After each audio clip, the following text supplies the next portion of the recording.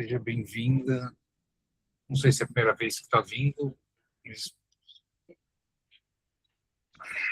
vou abrir aqui o arquivo para transmitir.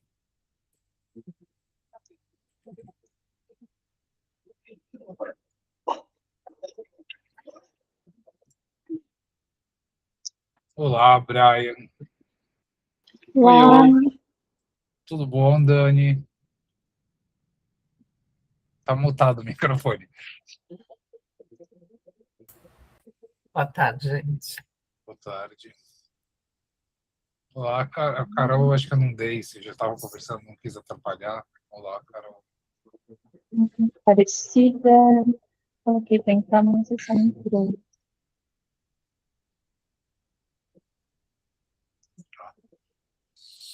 Eu não lembro onde a gente parou, mas eu acho que foi por aqui. Sim, na página 108. Sim, aí. 108. Essa mesmo. Assim, ó. Assim como se pode considerar. Não, só no piso. Tá, aqui mesmo, então. Aí. Bom, eu vou aceitando aí conforme o pessoal for entrando. Eu tinha aceitado a Aparecida, mas acho que ela não apareceu. Então, vamos continuar, então. Assim como se pode considerar serem os santos os mais formidáveis especialistas na questão do gozo, são os obsessivos os mais desvalorizados, moralistas e os devotos mais cegos em relação a essa questão. A gente tinha parado numa discussão de moralidade, que a gente estava falando, né? A sua obstinação em proteger a ordem e as virtudes só se compara à completa falta de discernimento sobre o que estão protegendo. É, aliás, nesta ocasião, que vemos se desenvolverem as manifestações de defesa mais características dos obsessivos. Pensemos, por exemplo, no isolamento, que tem como missão essencial desconectar um pensamento, uma atitude, um comportamento da sequência lógica em que se escrevem. O elemento psíquico, assim isolado de seu contexto, é, ao mesmo tempo, neutralizado afetivamente. O objetivo da operação... Só um minutinho. O objetivo da operação é o de dissociar os afetos de uma representação, ligada a certos materiais recalcados. Este processo de isolamento se faz, sobretudo, através de pausas e de rituais estereotipados. É uma arma de defesa radical e sistemática que devemos o perfil excessivamente controlado dos obsessivos, ou seja, essa atitude inepta que consiste em todas as circunstâncias, até mesmo e sobretudo nos cataclismos, a permanecer senhor de si. A ponderação aparente dos obsessivos não tem outra consistência senão este controle permanente exercido sobre um fundo de isolamento. Um aspecto que eu vou destacar breve, eu mandei no grupo, postei no Instagram, e eu já tinha falado aqui, do que eu chamei da edição neurótica entre a histeria e a perversão, onde a histeria tem o corte, né, o apagamento de lembranças, como se fosse num filme onde falta um pedaço. E aqui o Dor está trazendo o elemento da neurose obsessiva muito interessante, que lá eu falei da edição. Se eu mudo a ordem dos acontecimentos, a ligação entre eles, eu falo do conteúdo recalcado, do conteúdo recalcado no sentido de eu até posso falar do que foi traumático, mas ele desfaz a ligação porque ele embaralha, né? Então, aqui, que foi a analogia que eu usei do cinema, você muda de ordem e, mudando de ordem, você descola o afeto. Ou seja, o recalque, ele pode ser tanto no sentido afundar, no sentido do esquecimento, mas também esquecimento no sentido de esquecer a ligação. Então, se você aparta afeto da palavra, você pode trazer essa palavra descontextualizada do afeto. Uma coisa que ocorre muito na clínica obsessiva é: nossa, eu já falava disso há tanto tempo, só agora eu vi que isso me marca. Ou seja, não é o mero falar de algo não significa que conseguiu conectar, fazer a conexão, porque, em especial com obsessivos, estruturas obsessivas, ou na neurose obsessiva, você tem esse elemento de que você até pode falar de algo, mas desconectado do afeto.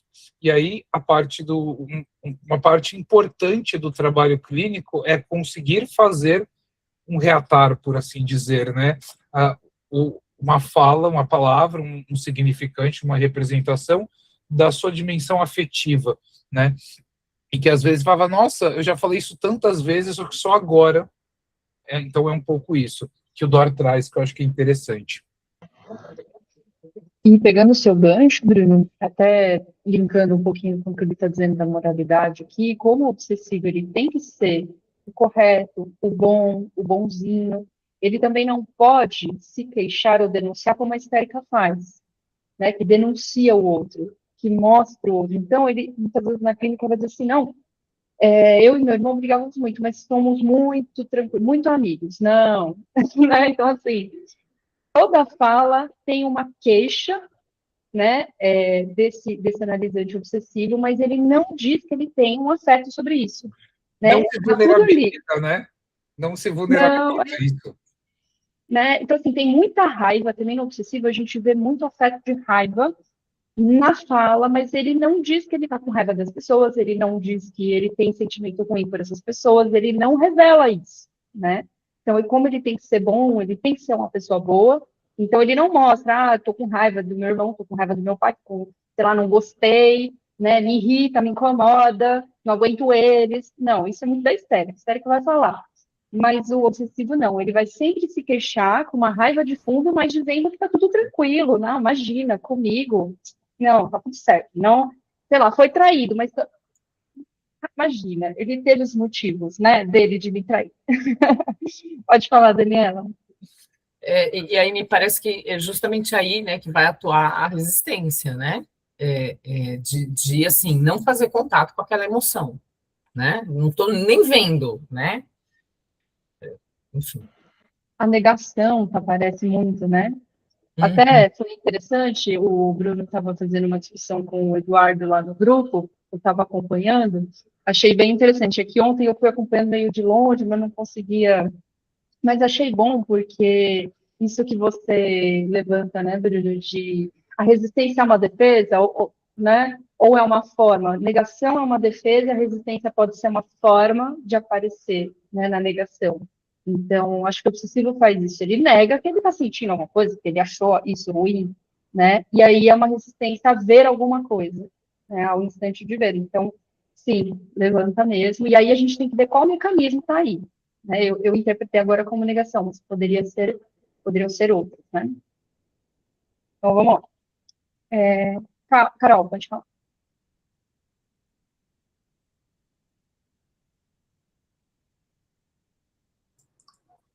Liga, habilita o microfone, Carol. Eu estava mutado no mute. Virou Enfim, eu vou trazer uma experiência pessoal, não tem a ver com neurose obsessiva exatamente, mas vocês falando sobre essa, né, dissociar a representação do afeto, e acontece uma coisa curiosa comigo, que nunca ninguém assim, eu já conversei com um neurocientista sobre isso e tal, na época ele falou que foi um jeito que eu achei de conseguir sobreviver.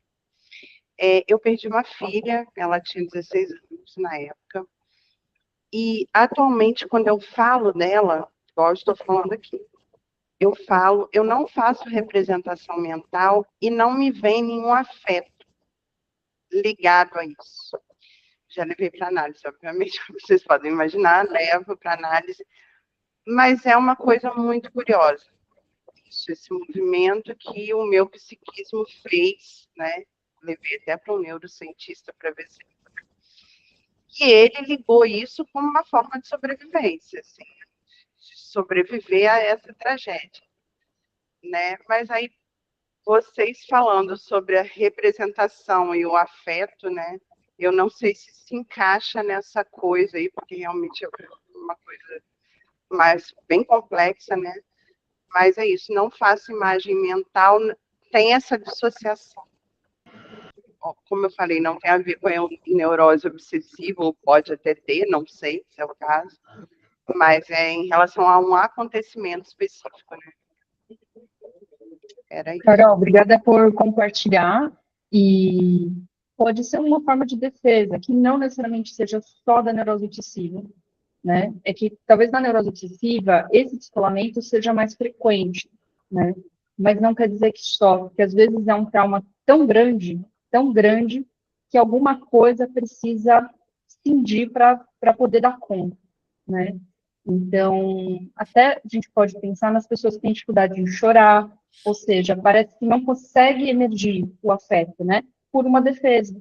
Então, pode ser uma forma de defender, e nem toda defesa, a gente está falando de resistência. Defesa aliada a uma resistência, mas nem toda defesa significa que ela é muito ruim, ela só está ali se resistindo a alguma coisa importante. Às vezes é para sobreviver mesmo, né? Isso que o seu analista, o seu médico falou, é uma forma de sobreviver a um trauma que às vezes é muito forte, né? E é o que segura por um tempo até você poder reconstruir alguma coisa que você possa depois mexer as peças, sabe? Aí poder ver, aí poder mexer. Né? Senão aquilo pode romper, cair. Né? Mas seria esse movimento de dissociar a representação do afeto? Essa questão que ficou na minha cabeça, assim. Sim, é um bom exemplo. Muitas vezes a gente vê o obsessivo contando traumas que seriam, assim, muito fortes e contando sem afeto. Não, tô aqui, tá defendido, né? Ali tá defendido. Só que em algum momento, talvez aquilo que não está conseguindo ser dito, ser sentido, retorne, né? Então, por isso precisa construir alguma coisa que dê conta para sentir o afeto, para que o afeto possa vir sem destruir, sem aniquilar. Né? Então, sim. Um ponto, obrigado, Carol, por trazer, algo bem sensível, enfim. Pensando nisso e até, sei lá, pensando numa certa definição, assim, numa questão de teorização, esse não é um mecanismo da neurose obsessiva, é um mecanismo do recalque. Acontece que a leitura que eu estou fazendo, dialogando com Lacan do Seminário 1, lembra quando ele vai falar de resistência a defesas, que ele vai falar de um nível radial, que seria horizontal, e um nível longitudinal, que seria, digamos, vertical? Nessa analogia, a separação, ela se dá na histeria e na neurose obsessiva. Ambos são formas de neurose. Qual é o mecanismo de defesa? O recalque. Então, isso é da ordem do recalque.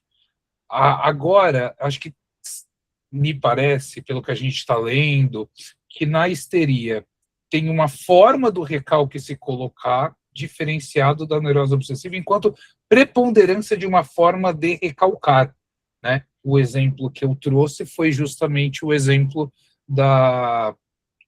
o apagão. Eu não lembro do que aconteceu, por exemplo, e a edição onde eu pego e até falo disso, mas totalmente desconectado.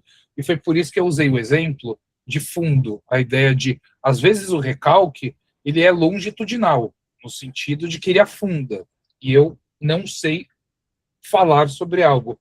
Às vezes, ele é radial, no sentido que ele está ao redor, eu estou falando dele, mas se desconectou do afeto, se desprendeu. Na ideia freudiana de deslocamento ou lacaniana de metáfora, por exemplo, né? Então, acho que isso mostra o recalque, uma dimensão, eu leria, né, assim, como uma questão de recalque, mas trazer um ponto que acho que pode interessar pelos estudos que você está fazendo também, que é a definição freudiana, Ferenczi também vai trabalhar bastante, do trauma. O trauma, a minha leitura, tem toda uma discussão aí, mas o trauma como aquilo que eu não consigo dar representação, como algo que o corpo recebe e não consegue processar de tanto estímulo, né? Ou só depois, o retroativo, né? Ou só depois que eu tenho condições de começar a formar uma representação. E grande parte do trauma é isso, aquilo que não consegue ser dito, que não consegue ser verbalizado. Então, acho que o que esse médico falou me parece apontar isso que, numa perspectiva psicanalítica, coisas que são difíceis mesmo. E um último comentário representação é um termo muito amplo. Às vezes a gente associa a representação com uma imagem. É o mais usual. Mas olha quantas palavras eu acabei de usar, inclusive a palavra palavra.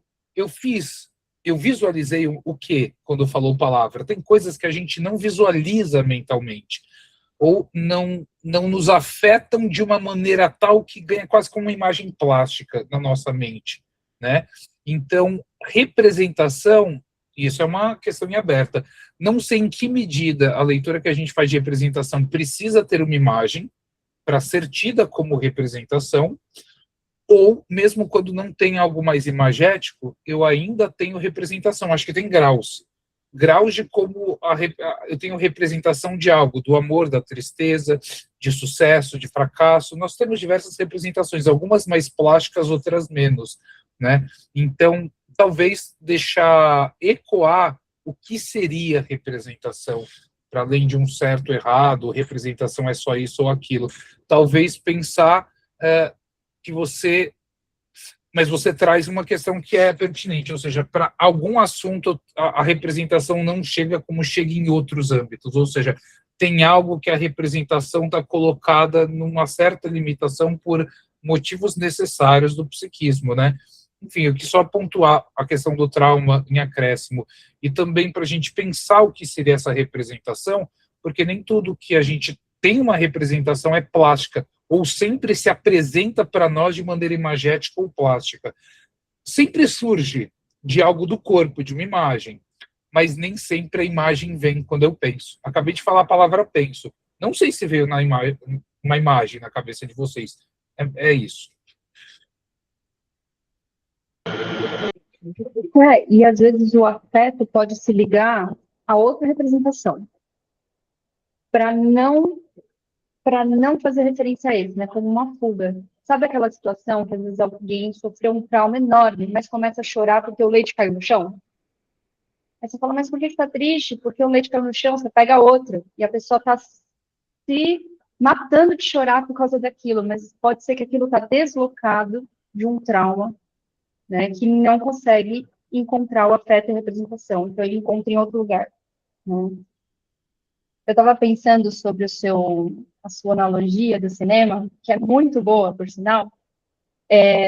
Na histeria, é mais fácil a gente pensar em algo que foi suprimido, né? Então, vamos pensar que a gente tem uma sequência de cena, e a cena conta uma história, o storytelling.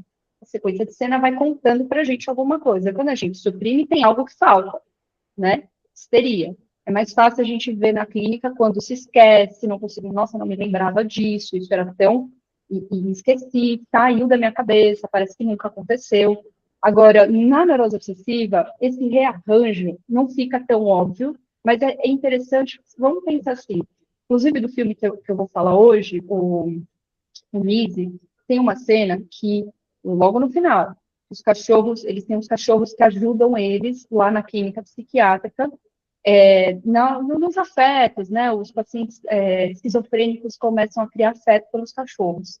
E aí a gente vê os cachorros chegando na vida deles. E aí, desculpa o spoiler aí, mas esses cachorros morrem. E isso causa uma comoção, um trauma muito grande nesses esquizofrênicos que estavam começando a criar afeto. Se a gente colocasse a cena dos cachorros mortos no começo, quando a gente não conhece os personagens, quando a gente ainda não começou a história, a gente ainda não criou nem a gente como espectador afeto pelos personagens, talvez a gente não chorasse nessa cena. Estou pensando na gente como espectador, que chora vendo a morte do cachorro, né? Então, a gente talvez não se comovesse, talvez fosse um pouco chocante, nossa, um cachorro morto. Mas a gente não se afeiçoou porque ele está no começo da montagem, está no começo da história. Agora, quando ele está no final, que construiu tudo que esse cachorro fez quando ele chega, a hora que ele morre, ele causa um impacto para a gente, né? Então, isso da neurose obsessiva é esse rearranjar o momento da cena, que momento ele está. Muda como a gente lida com essa representação, esse acontecimento, né? Então, esse exemplo, Bruno, foi excelente. Estou só trazendo aqui, pensando como que a gente assiste maravilhoso, né? Mari, esse seu comentário, porque ilustra de uma maneira não patológica a própria operação do recalque. Tipo, se uma informação é trazida no início de um livro, de um filme, por exemplo, é um fato, sei lá, é algo, tá? mas se está depois em toda uma trama, com elos, vínculos, e a neurose, sobretudo obsessiva, mas o recalque, e na neurose obsessiva é esse rearranjo, que faz com que, se eu descolo desse momento, mas eu trago esse fato em outro momento, eu não, para fugir, como defesa, né, para fugir dessa dor, né? Ou seja, às vezes se fala disso, só que como eu já desconfigurei tudo, né, desconectei e fiz um rearranjo, misturei tipo um quebra-cabeça ou algo do tipo, faz muito sentido. Eu achei ótimo como explicação do recalque mesmo, numa dimensão não patológica, como em nós, o próprio afeto, ele tem uma relação com os elos, né, que são ligados, né? E aí se rearranja isso, você consegue, inclusive, deslocar o afeto da palavra. Muito bom. A gente muda a forma como a gente sente, né? Pensando em que tempo a gente coloca na história, ou seja, no começo do filme. Isso fala também, a gente pode levar para a matemática. Se a gente muda, às vezes, alguma coisa de posição, pode mudar o resultado. Ou pensar na própria gramática, como a gente pensa os significantes, né? Quando a gente coloca um significante em outro lugar, né? Ou troca uma vírgula de posição na nossa fala, a interpretação na fala do analisante, o analisante troca vírgulas, troca de lugar e troca de posição, e como isso muda a percepção, né? Porque a gente trabalha com o significante, a gente trabalha com a fala, né? Então, pensar nisso também como posições, isso pode mudar a fantasia, a gente mexe na fantasia, desloca a fantasia, né? Recoloca num lugar que parece que não está indo muito bem, porque perdeu sentido se o cachorro morto começa no começo e não no final. Muda o sentido do que aconteceu, né? Então, foi bem interessante, né? Isso daí que você trouxe para a gente pensar. Que o obsessivo acaba fazendo, né? Acaba sendo muito da operação obsessiva. Não só, mas muito da operação dele. Uma das provas mais espetaculares da permanência desse processo se observa no quadro do tratamento analítico. A aplicação quase constante do não respeito à regra fundamental. Com efeito, o obsessivo resiste galhardamente ao processo de associação livre, que poderia frustrar esse mecanismo de isolamento. Através da associação livre, o sujeito é chamado a ceder a toda tentação de controle e de domínio de seu dizer, portanto, sob o surgimento improvisado dos efeitos que poderiam aí se encontrar associados. O obsessivo não encontra outra saída a não ser resistir a isso, firmemente, em benefício da narrativa e da racionalização, e por conta da característica ou caráter anal que os obsessivos podem ter.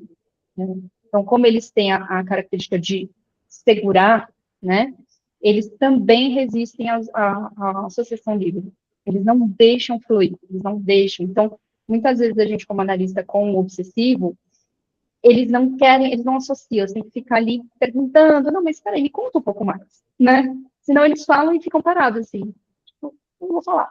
Então, às vezes é difícil com o obsessivo por conta dessa resistência, né?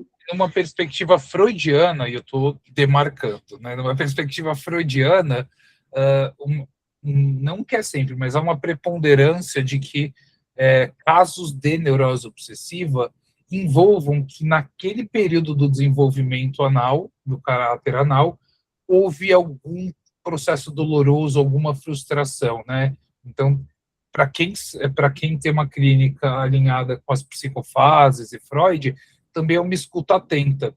Se o paciente ou a paciente traz a questão anal de segurar, voltar um pouco na história, contar sobre um determinado período que costuma ser preponderante a dimensão anal, as coisas, às vezes nasceu um irmão, irmã, isso é muito comum, né? Ou seja, naquela fase, né? Isso é uma perspectiva freudiana. Nem todo mundo aqui, enfim, trabalha com isso, mas acho que é algo para conhecer e interessante para pensar na escuta. Essa defesa tem seu eco mais manifesto. Pode falar, Carol. Só um comentário rapidinho. Eu acho muito interessante o Bruno trazer isso, porque, inclusive, na sua caixinha eu vou botar o tema da sexualidade.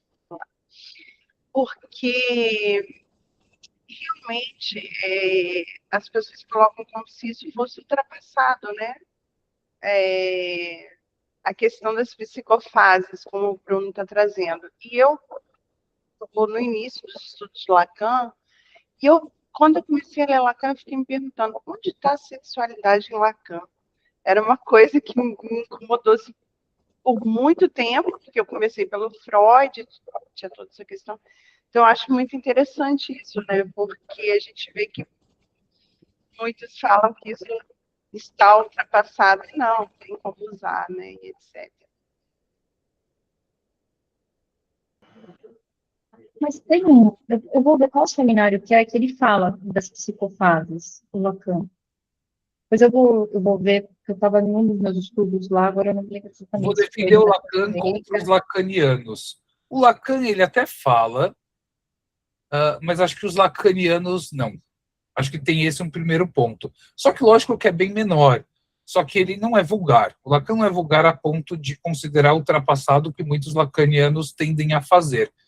Mas o que eu acho que se perde no Lacan é a conexão com o corpo, onde tudo é pro significante, até a diminuição do afeto, ou o afeto sempre numa relação com a palavra, né? E um certo abandono do corpo tido como imaginário e depois volta por meio do gozo no falacer. Então tem uma relação muito mal resolvida com o corpo na clínica lacaniana, na teoria, nos seminários, no ensino lacaniano. E em Freud isso é diretamente ligado ao corpo, à sexualidade, inclusive a angústia como uma dimensão física e não psíquica, né? A origem da angústia para Freud é física e não psíquica. Ganha dimensão psíquica, né? Então, só para pôr algumas coordenadas de que, mas olha que interessante, o Lacan usa muito o fase oral, fase anal, ele vai pensar outra, a escópica, ele vai até, eu não gosto do Aldenstein, mas ele vai pegar uma coisa que está numa discussão do Freud com o Fliess, que é a nasal, o cheiro, como uma dimensão pulsional, como a gente pode até ler como uma possível psicofase. Então, eu acho interessante essa discussão, e ela também é uma forma de ancoragem no corpo, que o Lacan procurou, por motivos de biologização, que é sempre moral, nem é uso da biologia, mas um certo uso da biologia, enfim, e uma época onde a linguagem ganhou um aspecto tão grande e importante, e o Lacan é um pouco o resultado disso. Só que falta uma conexão com o corpo. E depois vai ter pela tábua da sexuação, né? Então, sejamos justos com o Lacan. Mas me parece que tem um afastamento do corpo, que o afastamento da sexualidade no conjunto indica isso, de uma relação de afastamento com o corpo, num certo nível, mas o Lacan usa, ele não abandona falando do caráter anal, analidade, oralidade, então ele usa mais pontual, mas sim, aí a minha leitura é que grande parte dos lacanianos deixam isso tudo de lado, tratam isso em Lacan como se fosse algo marginal e desimportante, para ficar muito mais nas dimensões de significante, da real simbólico imaginário, ou seja, no nível da linguagem, mas uma linguagem descorporificada, ou seja, uma linguagem que o corpo é só um significante. Enfim, eu não concordo. Esse é um dos motivos também porque minha clínica, eu dialogo, estudo Lacan, mas minha clínica é freudiana, mais do que lacaniana nesse aspecto. Mas, enfim, e parece que o gozo tomou o lugar do corpo, na teoria lacaniana. Né, o falacer, ele vai falar que é o sujeito mais o corpo e o gozo. Então, o falacer é o conceito lacaniano que ele tenta reincorporar. Porque ele volta para Freud várias vezes, né? E do meio para um pouco antes do que é chamado de último ensino, ele volta para Freud novamente e aí ele começa a levar as críticas. Tem que lembrar do Althusser. Marx aparece justamente quando tem a crítica do Maurício Merleau-Ponty, filósofos da época do Lacan que criticam, falando como cadê o corpo? Ele não existe, enfim, e aí você vai ver que ele vai se afastando do idealismo hegeliano de Kojève, que é um professor que aparece nos seminários, o Jean Hippolyte é outro, aí ele vai se aproximando de Marx, e aí ele vai o mais de Gozar, né? Ou seja, o Althusser como marxista, as questões materiais, as questões históricos sociais, isso vai ganhando densidade, espessura no último ensino. Mas ele tem uma fase idealista. Assim, essa é a minha leitura, enfim, aonde tem uma linguagem sem corpo, que para mim é inconcebível, mas é uma discussão em aberto. Bom, essa defesa tem seu eco mais manifesto em uma atitude favorita. O obsessivo, de fato, é um escrutador espantoso, um prodigioso observador da ordem das coisas e do mundo, inclusive de si próprio, já que se objetiva abstratamente da ambiência exterior que o cerca.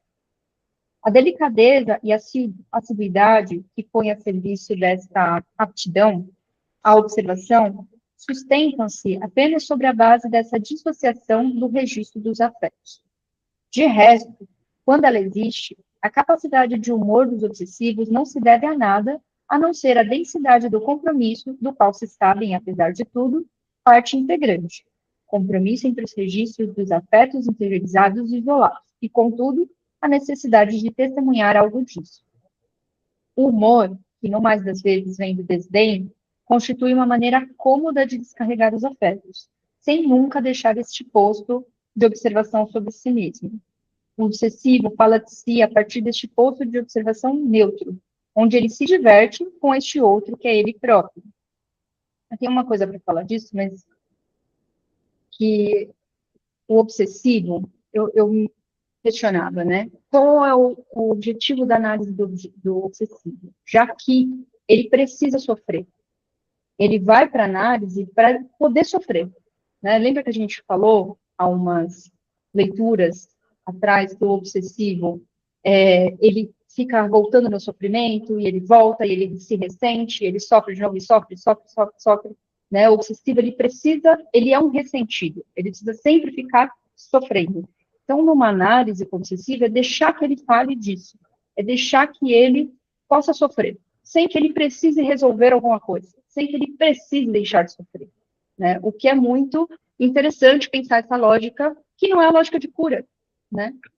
Que é exatamente o que o analista não tem que querer, buscar cura, né? Buscar ser um curador de alguma coisa, é deixar que ele possa sofrer. E o xiste, o humor, acaba entrando para o obsessivo como essa forma de descarregar, é a forma dele poder sofrer, falar do sofrimento e se divertir um pouco com isso.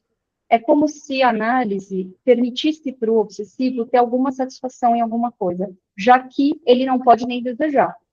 Se a gente pensar que o obsessivo não pode, o desejo é impossível, e ele está sempre entre o desejo e a lei, né? Então, o humor, essas descargas, fazem com que ele possa ter satisfação, ter alguma satisfação, porque ele é um sofredor, o obsessivo é um sofredor, né? Então, eu percebo muito em análise de obsessivo, o humor é muito presente, mas não é com todos. Também tem que fazer aqui uma observação. Nem todo obsessivo vai gostar do humor ou vai levar o xiste numa boa, né? Ele pode sentir como alguns obsessivos, que talvez estejam mais na paranoia, né? Eles podem sentir como um deboche, e aí afeta um pouco a transferência, mas tem outros que é pela via do humor que ele consegue falar, né? Eu acho que isso é um ponto importante, pensar na análise do obsessivo, a questão do humor, a questão de poder ter uma tirada espirituosa, poder ter um xiste, né? Isso pode abrir a associação livre, inclusive o xiste abre, né? Posso Só um até contar ponto alguns que eu acho que é importante destacar é que o sintoma também tem satisfação, né? Talvez uma forma de satisfação menos sofrida, menos desprazerosa, eu concordaria. Agora, o sofrimento também envolve alguma satisfação no sentido de lugar, né? Mas eu acho que o humor, de fato, tem esse elemento no qual consegue aparecer sem se implicar tanto.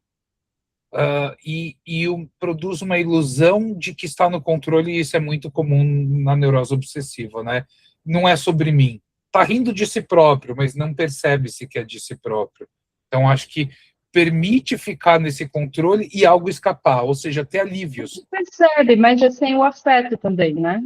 É Uhum. poder atacar o próprio narcisismo sem ferir. Porque se a gente pensar que o obsessivo é o nostálgico do ser, né? Então ele tem a nostalgia de ser o fado, de ser o que satisfaz, né? De ser sua majestade o bebê. Então, eles geralmente têm resistência no que diz o narcisismo deles, né? Então, eles são, é diferente da histérica, que põe alguém para ser. E tira, e brinca de pôr e tirar. Ele não, ele é o que está lá, né? Então, geralmente, tem obsessivo que vem muito defendido narcisicamente, né? É difícil chegar lá, então você chega pelo humor.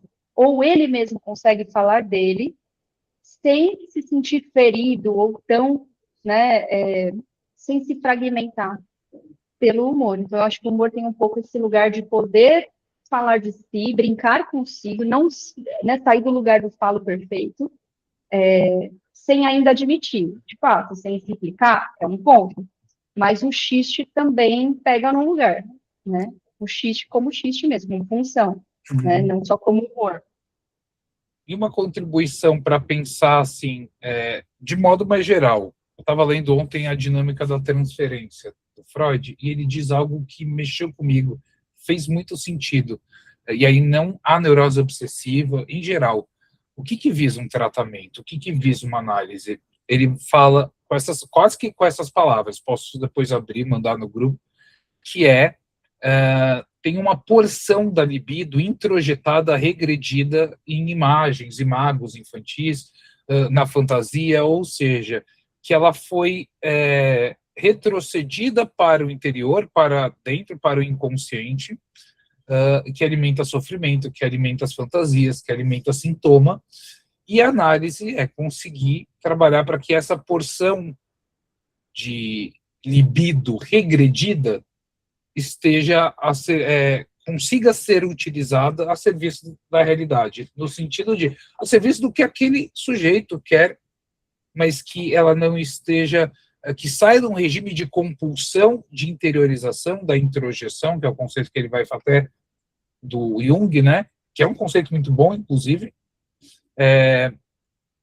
mas aí que essa porção de libido consiga lidar com o que produziu esse represamento, o recalque, né, para que esteja disponível para a vida da pessoa na realidade, e não só como uma regressão infantil, né? E aí toda a dimensão de psicofases é essa dimensão de que tem libido regredida que não conseguiu se desenvolver num sentido de um amadurecimento, né? Então, fica traços, fica elementos. Se quiser pensar com um conceito que eu acho ótimo da Melanie Klein, as posições, ou seja, a gente volta para a posição anal, posição oral, entre outras, justamente porque tem algo que a gente não conseguiu desenvolver, né? Então, lógico, acho que tem uma diferença na histeria e na neurose obsessiva, mas eu acho que eu penso essa definição do Freud eu acho interessante, porque como cada um vai usar essa porção da libido, compete a cada um, mas a questão é que ela consiga estar disponível, né? Ou seja, recuperar dessa dimensão do inconsciente represado, reprimido, para ser utilizada na vida, né? A serviço da realidade é nesse sentido, né? Prazer, trabalho, ou satisfação, o que quer que seja, né? Então, eu acho uma definição interessante que o Freud traz, e que acho que dá um horizonte para pensar.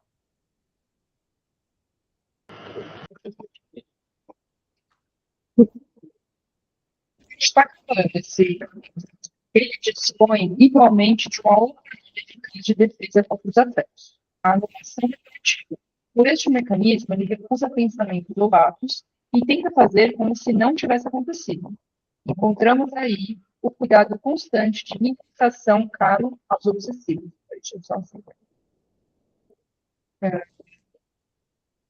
Além da coisa testemunhar uma cegueira prodigiosa, decide também o tipo de avaria a que eles expõem. A anulação retroativa é um processo impossível de grande eficácia, já que consiste em colocar em cena ou em ato um comportamento diretamente oposto àquele que o sujeito acaba de afirmar. O obsessivo tem nisso toda uma série de vantagens secundárias do lado do controle do domínio. Como Freud havia mencionado em diversas ocasiões, a anulação retroativa coloca em evidência um dos elementos conflitivos permanentes em que se debate o obsessivo, ou seja, a oposição arcaica entre o amor e o ódio, para com o objeto de investimento. no mais das vezes, é a vertente do ódio que se esforça por anular a componente do amor.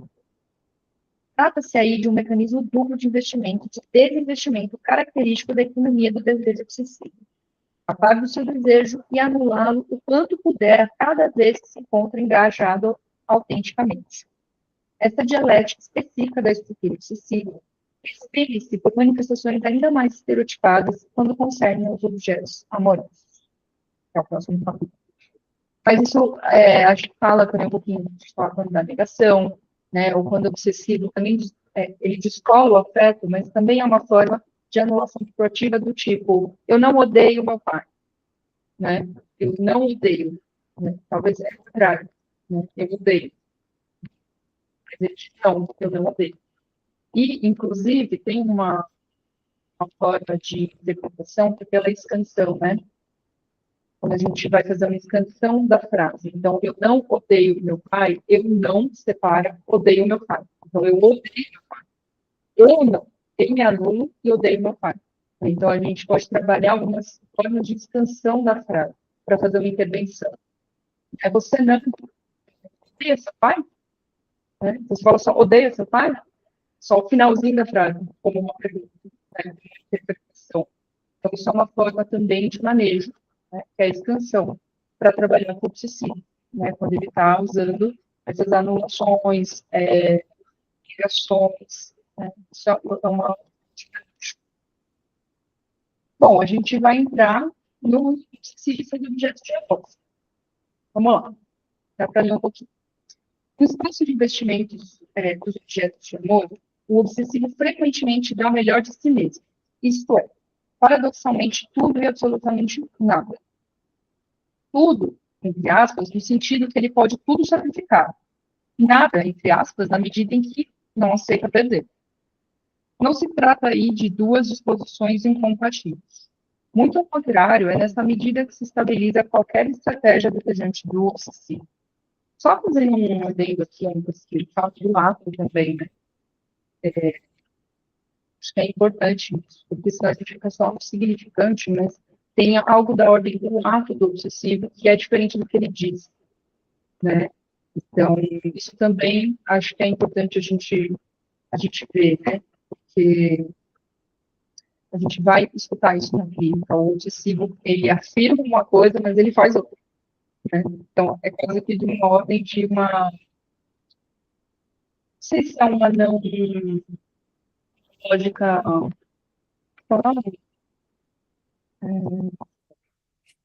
Me fugiu a palavra. Seria de compatibilidade, né? Fazer sentido. Algo que não faria sentido, né? E eu destaco um elemento fundamental da neurose obsessiva que apareceu aí, sacrificar. O sacrifício. A neurose obsessiva se articula muito nessa dimensão do sacrifício. A gente vai ver, e o Dor coloca bem, sacrifício é esse, né?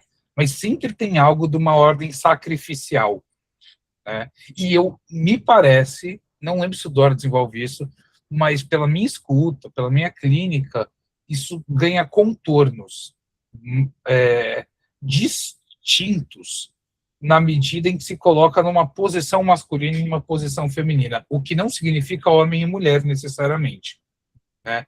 Mas, enfim, tem uma dimensão de sacrifício que é muito forte e eu vejo algumas distinções. Pode ser uma questão de casos diferentes só, ou pode ser um traço mais que, enfim, ganhe espessura e não seja só uma distinção de um caso ou outro.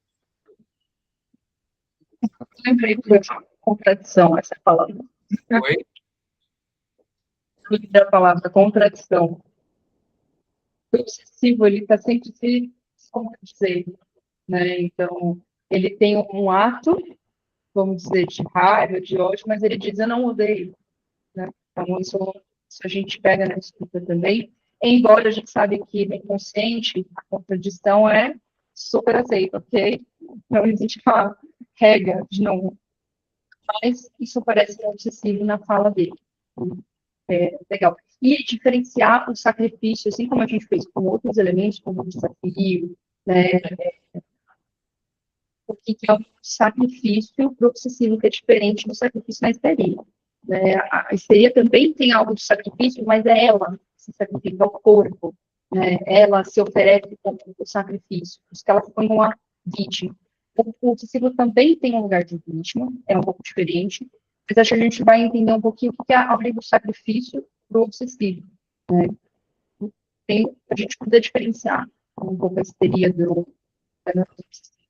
Então, não se trata aí de duas instruções compatíveis, muito ao contrário, é nessa medida que se estabiliza a estratégia desejante do obsessivo. De fato, essa estratégia gira essencialmente em torno da questão do todo, diante do que convém tudo controlar, isto é, neutralizar todos os sinais exteriores. Da mesma forma, para que nada saia do lugar, nada deve gozar, o desejo deve estar fora. Essas condições, já que o obsessivo não dá nada, ele não perde nada. Em contrapartida, ao menor sinal exterior de gozo observado no outro, ele está pronto a tudo sacrificar e a tudo dar para que as coisas voltem ao seu estado inicial. Se a problemática da perda é tão central na lógica obsessiva, é porque remete diretamente ao fato. Um ponto que eu acho que é muito importante, eu não sei, eu vou fazer uma observação. Gozo e desejo não são sinônimos, né? Na teoria lacaniana, não tem muito claro o que é o gozo. Tem um pouco, né? E também o que é o desejo no Lacan é diferente do Freud, enfim. E aí eu coloco, por uma perspectiva lacaniana e que o Dor traz, em algum momento acho que é interessante o que pode ser, porque ele usa quase como sinônimo, né? Nada deve gozar, o desejo deve estar morto. Ou seja, se gozo e desejo não são a mesma coisa, qual é a relação, qual é a distinção entre o gozo e o desejo? Eu não sei, porque me falta leitura. Mas eu acho que como é trazido isso, na perspectiva lacaniana, seria importante em algum momento se debruçar sobre isso. É mais uma observação mesmo e uma dúvida, né? Porque eu não sei mesmo distinguir assim o gozo e o desejo na perspectiva lacaniana. É um seminário inteiro, Bruno. Só um? Só um. Acho que vários. Minimamente um. Qual o seminário que trata? Se for É só o um. desejo, né? Tem o seminário Desejo, não tem esse nome? Mas eu não lembro o número aqui, peraí. O 6 ou 7, né? Não, 7. É o 6, eu acho. Não, mas o gozo, ele vai aparecer a partir do 7º, que é da ética da psicanálise. Depois do desejo. Vai então, aparecendo em vários, né? E muda muito. Até os finais do último ensino, tem muita mudança. Quando entra a falacer, o gozo adquire outro estatuto. É bastante complexo, por isso. Não é só um não. Antes fosse. Eu sentava e ficava uns meses, anos, aí beleza. O gozo tem muitas significações, né? E ele veio para tentar dar conta da pulsão de morte do Freud, né? Para tentar dar conta do corpo, para tentar dar conta do excesso, né? Mas realmente é um conceito muito grande e que vale, acho que a gente retomar no próximo encontro. Tem aquele livro Gozo, que o Bruno tem também, do Darian Lieder.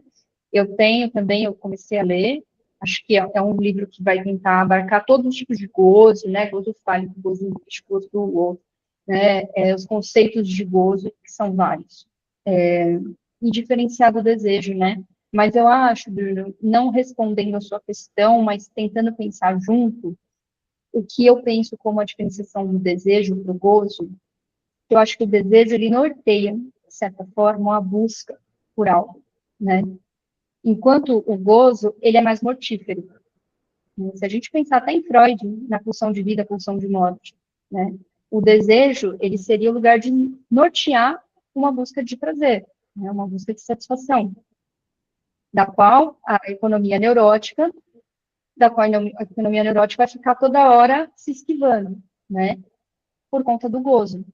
Então, na clínica, por exemplo, minha supervisora falava muito isso para mim, fala ainda, na clínica, por que a gente fala e por que o falar faz com que a gente possa trocar o gozo mortífero, esse gozo que é sintomático, do sintoma que já não tem mais, já não tira-se mais prazer, e por isso que a pessoa vem para análise, porque esse sintoma já não está mais dando conta, para trocar por um outro tipo de gozo, né?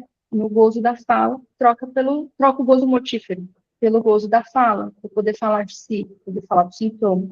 Né? Mas, de fato, o gozo é um tema que eu acho que a gente pode retomar no próximo encontro para entender isso aqui que ele está dizendo. Porque, primeiro, ele diz que o desejo deve estar morto. Né? Então, como ele também não pode desejar, o desejo no outro também tem que estar morto. Só que aqui, mais para frente, ele vai dizer do gozo. No menor sinal de gozo do outro, né, ele não é no menor sinal de desejo que o outro possa ter, de estar desejante. É no menor sinal de gozo. Então, acho que é uma boa comparação essa que você está trazendo, porque aqui ele está dizendo as duas coisas. Então, qual é a diferença de um para outro e para o obsessivo? Qual é o menor sinal de gozo? Né? E por que o desejo tem que estar morto? Então, acho que isso é um ponto de partida interessante. Carol? Gente, eu também não sei o que fazer, não sei distinguir um do outro, mas nessa passagem específica, inclusive, que você releu agora, quando fala do gozo do outro, me vem à cabeça, e eu estou falando da minha percepção, quando o outro está se satisfazendo de alguma maneira, quando é percebido que o outro está se satisfazendo de alguma maneira, né? Alguma satisfação, alguma coisa nesse nível, assim, penso eu. Esse gozo aí, né, na frase localizada. Se pensar que em Freud, a pulsão de morte também é uma forma de satisfação, né? Por isso que a pulsão de morte também em Freud já é muito questionável, já é um conceito difícil de entender. Porque ele vê que existe também uma forma de satisfação, de prazer no desprazer, não é? Prazer no desprazer. Então, o gozo também tem uma forma de satisfação, né? Só que muitas vezes é muito mortífero, porque é na repetição. A satisfação do gozo é um gozo com repetição. Por isso que gozo também fala do sintoma, né? Da repetição. Eu diria que um dos conceitos mais mal estudados e, ao mesmo tempo, complicados, problemáticos até, pelo próprio Freud, é o de pulsão de morte. É porque tem toda uma questão histórica que a gente precisa considerar. Eu acho que tem validade, para além do princípio do prazer, mas também tem todo o efeito da guerra. Só que, se você for ver como aparece a pulsão de morte no mal-estar da civilização, o Freud começa a dar um outro aceno. Então, essa divisão estanque, que foge da ambivalência entre pulsão de vida e pulsão de morte, eu acho que também é um traço obsessivo do homem Freud. E aí eu acho o Lacan interessante, ele procura pensar no gozo. Talvez, e eu gostei, Caroline, que você trouxe, talvez, pode não ser, mas talvez uma luz no fim do túnel é olhar para a satisfação. E, até onde eu estudei, é aí que o Lacan funda a noção do gozo. Quando ele vai para o projeto de psicologia científica do Freud e vai pensar essa primeira satisfação. É lá que ele começa a teorização do gozo, no seminário, indo para o projeto de psicologia científica, no sentido de um gozo que houve, uma satisfação, e aí parece que quer repetir. E aí ele é excessivo, né, e pode levar à morte, no sentido pode levar à destruição. Acho que isso talvez seja uma pista para a gente pensar, mas acho que a gente indica que leiam, né, vejam, escutem pessoas, pensem isso. Agora, o que não, para mim, não faz muito sentido é colocar o gozo como da ordem do excessivo e o desejo como se não fosse da ordem do excessivo. Se for pensar sobretudo em Freud, a gente não deseja segundo a moral. O desejo não é certinho, bonitinho, corretinho. Não, o desejo é o que, inclusive, recalca. O recalcado do neurótico é a perversão. Então, o desejo é essa ordem, pelo menos em Freud, que é também da ordem do não comedir. É a instância do eu que vai agenciar o que eu posso realizar, o que eu não posso, entre outras coisas. Então, acho que também aí eu acho que é interessante pensar numa distinção que faça sentido entre gozo e desejo, né? Mas também não criando uma leitura moralista no sentido de o desejo como as coisas corretas, permissíveis de serem realizadas numa determinada sociedade e o gozo como excessivo, porque me parece que não são essas coordenadas que o Lacan coloca. né? Mas é a coordenada que eu vejo com alguns lacanianos, algumas leituras de criar uma noção de desejo muito enquadrada, né, do que é permissível pela lei, do que é permissível, e pode até sustentar essa leitura, mas em Freud isso, para mim, não faz nenhum sentido, e no Lacan me parece que ele é mais sofisticado do que isso. Pode falar, Ana Paula. Eu não, só vou deixar a Ana Paula falar, só queria, eu não conhecia essa perspectiva do desejo como permissivo, então não conheço esse debate, acho que se você tiver alguma coisa, me interesso em ler para saber o que estão dizendo sobre o desejo, até porque não se sabe o que se deseja, né? A gente não sabe, o alvo nunca é alcançado, né? A gente nunca alcança o objeto do desejo, então não vejo o desejo como algo que é permissível, inclusive no obsessivo, né, que não é permitido. Ele não se sente, não pode desejar, né, está ligado ao incesto, o desejo para o obsessivo, né, que é ser satisfação da mãe. Eu vejo mais como da ordem da falta, né, não do permissivo, do permitido ou do medido, né, um é desmedido, outro é medido, sabe?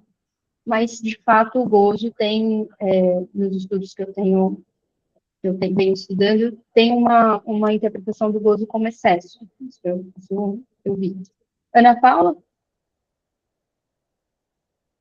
Até me perdi aqui no que eu ia falar, mas eu acho que é muito longo essa discussão que distingue gozo e desejo, principalmente pensando, né, no que concerne a Freud e no que concerne a Lacan. Mas eu não sei se é viagem minha, ou se eu já estou cansada em plena 17 horas.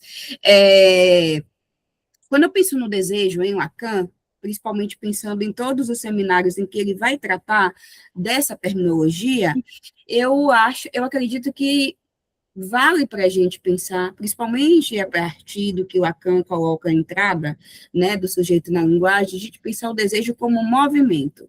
O que se movimenta a partir do outro, o que é causado, o que se movimenta a partir do objeto A, o que se movimenta a partir da satisfação.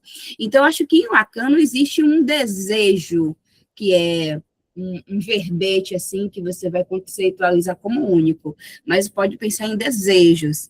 E aí, enfim, por isso que eu trago muito, quando eu leio Lacan, a palavra movimento, que movimenta o sujeito a, sendo este introduzido pela falta ou pela linguagem, como é esse movimento e de onde parte esse desejo. Mas eu acho que eu viajei mesmo. Não, Ana Paula, eu achei muito legal, até porque eu acho que isso até complementa o que eu estava dizendo como algo norteador. Acho que você trouxe um significante até que para mim, dá mais liga com o que eu estava pensando, que é o que dá movimento. Eu estou pensando como algo de norte, você está pensando como algo que movimenta para algum lugar. Né? Eu acho que faz todo sentido, sim, o desejo é movimento. E por isso, quando o analisando chega, que não consegue desejar, né? Ele está super neurótico, desencadeado, né? Uma neurose muito desencadeada. E ele não pode nem desejar, o que a gente faz na análise é poder movimentar para o desejo, para que ele possa, de alguma forma, poder desejar, não só ficar insatisfeito, como histérica, ou não poder desejar. Então, acho que sim, o desejo é movimento, ou é uma das coisas que ele é, talvez, né, não seja só uma, mas uma das coisas é uma palavra interessante essa. Exato, Mariana. Eu concordo com isso que você trouxe, né? Talvez seja uma das coisas que o desejo é. E uma dessas é um movimento, mas para mim não é um verbete fechado. O desejo é muitas coisas. E a gente precisa. Talvez essa pergunta inicial do Bruno, né? No que se distingue o gozo e o desejo, e mesmo voltando para Freud, para tentar entender isso, faz a gente, né, acarretar um material de estudo muito rico para, inclusive, movimentar mesmo essa distinção. Acho que eu não acredito no conceito fechado do desejo ser uma coisa só. Até porque dentro da própria, não digo para Lacan, né, não estou aqui, não tenho como conversar com ele, mas entre o meio lacaniano, a gente vai ver que o conceito de desejo ele vai destoando. Algumas pessoas vão ficar mais na questão da linguagem, outros vão se atribuir mais da questão do objeto A, outros vão falar mais da relação com o outro. Então, para mim, é movimento, e majoritariamente o desejo é um movimento, mas não só o movimento, como você trouxe. E, Ana Paula, se a gente pensar que a ética da psicanálise lacaniana, acho que é importante também colocar é lacaniana, é a ética do desejo, né? Porque pensa que aquele que não pode desejar ou está sempre com o desejo insatisfeito, é como se ele não pudesse sair daquele gozo de sofrimento, não se desloca, não tem ato, não tem deslocamento, não tem ação, né? Não estou falando em comportamentos, em ações, né? Mas não tem um ato que é subjetivo, é uma mudança subjetiva. O desejo pode deslocar, porque a partir do momento que a gente tenta ir de encontro com ele, claro que a gente nunca vai se satisfazer 100%, mas se a gente puder se satisfazer parcialmente, dizer, legal, agora eu vou buscar outra coisa, agora eu vou desejar outra coisa, agora eu vou desejar outra coisa, estou dando esse exemplo, claro que a gente não, o desejo não é tão claro assim para a gente, né? Mas eu acho que movimento é uma palavra interessante pensar. E se a gente fosse falar de gozo, talvez é um movimento que é excessivo, não leva a lugar nenhum, né? Mantém a pessoa nesse sintoma, no mesmo lugar, no mesmo sofrimento, e o desejo não. O desejo é um movimento que desloca. Aqui na minha interpretação, tá? Acho que a gente pode buscar ler e trazer no próximo encontro, mas eu estou fazendo as minhas interpretações das leituras que eu tenho até hoje, mas acho que essa discussão vai se estender, porque a gente vai precisar diferenciar isso na leitura que a gente está fazendo agora, né? A gente vai precisar diferenciar o gozo do desejo. Acho que foi bom que o Bruno levantou. E, Carol, você tinha levantado a mão, quer falar alguma coisa antes de encerrar? Porque, Fernando, você também, eu também tenho uma leitura mais parecida com a da Mariana, da Ana e tal, mas eu lembrei de uma citação lá que eu deixei aqui sobre o desejo, que eu nunca cheguei tal uma, e que fala justamente desse movimento, creio eu. Por fim, constata-se o não fim do desejo. O desejo não pode ser completamente articulável. Escapa a qualquer articulação significante. O desejo é irredutível e informulável, pois está para além do ver. Na época que eu estava estudando sobre o desejo, eu deixei isso aqui anotado, que é aquela coisa, depois voltar em algum momento para, né, para entender. Eu estava procurando. Eu vou fazer uma pergunta para a gente pensar, para pensar, inclusive, uma definição provisória parcial que seja do desejo. Que o meu ponto, sobretudo, é essa divisão, pensando o que você traz, Mari, essa divisão, por exemplo, do desejo e do gozo, que esse é o impasse, digamos, para a gente entender e acompanhar o DOR, eu me pergunto o seguinte, se não está se pressupondo que o desejo é não excessivo. Então, toda a minha fala nessa contraposição, porque se o desejo é excessivo, então é gozo. Então, para ser desejo, teria que ser não excessivo. E aí, por isso que eu falei desse enquadramento. Então, acho que um elemento para se pensar se atribui como caráter de distinção entre gozo e o desejo excessivo ou não excessivo. Se for, eu acho problemático, mas tudo bem, podemos discutir, divergir, pensar junto, pensar outras leituras. Mas para pensar qual critério a gente trabalha de distinção entre desejo e gozo. Acho que essa é uma discussão boa, até para trazer quais os referenciais que a gente traz e aprender junto com isso, né? Acho que isso é interessante. Acho que sim. E não necessariamente precisa também estar articulado um com o outro, né? Ou necessariamente um sendo negativo do outro. Então, se o gozo é excesso, o desejo não é. Acho que sim. Acho que a gente pode pensar isso, porque senão qual é a função do corte? O corte não incide sobre o desejo, apesar de que o desejo é fundado pela falta, mas o corte incide sobre o gozo. Quando a gente faz corte, a gente corta o gozo no sujeito, né? Mas acho que a gente pode estender essa discussão. Eu vou dar umas pesquisadas no que a gente poderia. Eu compartilho com vocês o que eu encontrar para a gente ler. A gente pode trazer no próximo encontro, porque acho que isso é importante a gente entender o que está escrito aqui, né? O desejo precisa estar morto e, no menor sinal de gozo, ele fica desesperado, obsessivo. Então, são essas duas coisas, né? Gostei da discussão, gente. Obrigada por participarem. Vejo vocês na semana que vem. E a gente retoma, então. Boa semana. Obrigado, pessoal. Boa semana. Tchau, gente. Valeu.